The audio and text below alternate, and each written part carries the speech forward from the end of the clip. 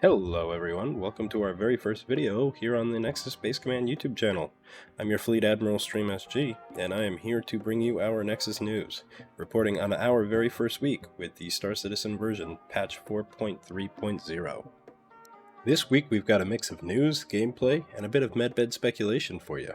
We're talking ASD facilities, the Stanton resource drive missions, and what our expected timeline of that is, as well as some of the biggest bugs that you'll want to avoid this patch. And of course, gotta shamelessly plug the Twitch, because Papa needs his Idris. Before we get into it, make sure you hit that bell icon so that you don't have any more excuses for not keeping up with the news, Drew. That is an order, for all of you. Moving straight into our first topic, we are going to start with the ASD facilities. As of this recording, we are 1 week into the patch, and honestly, they're in a pretty good state. Outside of some unforgiving spawns and the occasional FPS issues, jumping between the facilities for loot goblining has been working pretty okay, and the AI isn't broken either. Most of the time they actually show up and fight. As far as the looting goes in these facilities, the freight elevators don't make an appearance here, thankfully, but despite the large number of facilities, the player encounters are super common. While I completely expected this given the way the resource drives mission distribution went, I don't mind this personally. I think it keeps things interesting.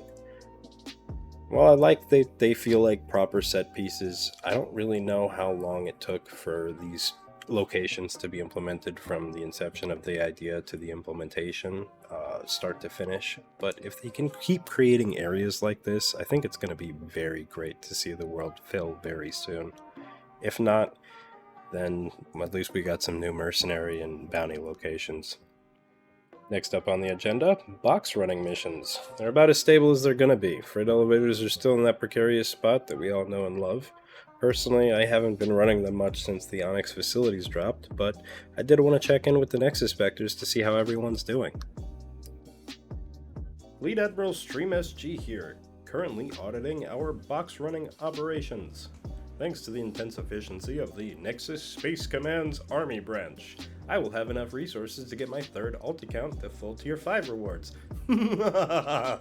Ah!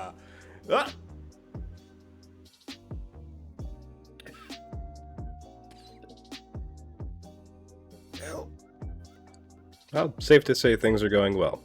The box running event itself will probably last the rest of the patch, so I'm expecting the September update to hit around Pirate Week, usually around September 19th.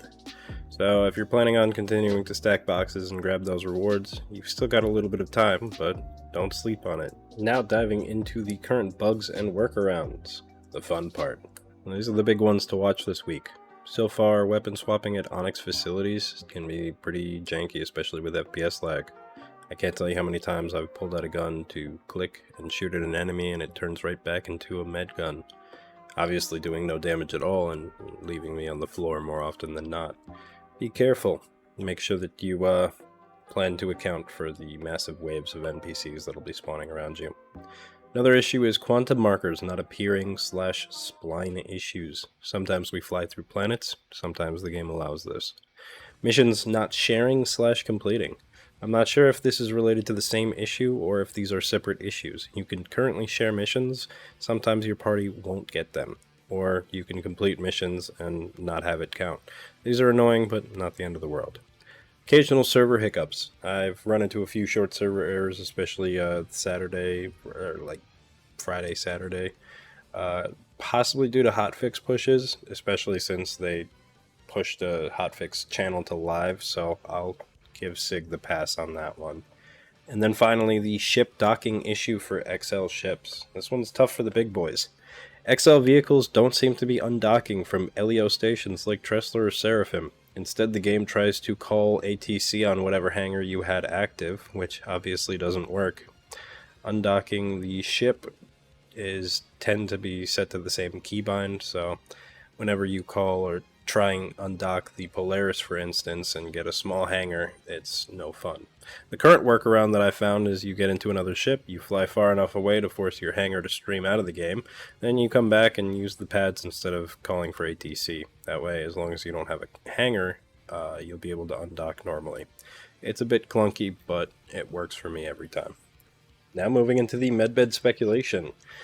Seems like medbeds are next, and this one's a bit of a mixed bag. So I'm not sure if everyone saw the news, but They recently did a bit of an update to one of their support pages, specifically going over the medbeds and how they work. And one of the big changes is that, according to this page, in the future, the matrix that they provided, Tier 3 medbeds you will not be able to regenerate from death on. This is kind of silly in my opinion. It kills the value for a lot of ships and vehicles, and I don't think it's going to go over very well at all given the marketing that they put in for things like the Ursa Medevac and the Cutlass Red. But I do like the idea of tying respawns to a resource and having some kind of limitation to it. For example, a Cutlass Red or a Starlancer TAC should let you respawn more times than something like an Ursa Medevac, regardless of the fact that they're all Tier 3 beds. It makes sense that the more people using the bed, also the faster the resources get used up. So if they implement it right, they could strike a balance, and judging by that sneak peek of the week photo that we had, it could just be what they're working on. Keeping respawns meaningful without deleting the mechanic outright. Not sure. Hopefully they translate this over to tiered medbeds that are Tier 3, not just Tier 2 and 1, but we will see and keep you updated. And finally, to wrap up, here comes the shameless Twitch plug. I'm currently working on nailing down a proper schedule, but for now you can always find me live on Twitch Saturdays around 8:30 Central. That's where we dive into whatever chaotic operation we've got planned for the week, whether it be box missions, facilities, or other group activities together. You'll also find giveaways, merch, and, well, fundraising for my Idris. Or maybe even a javelin, who knows.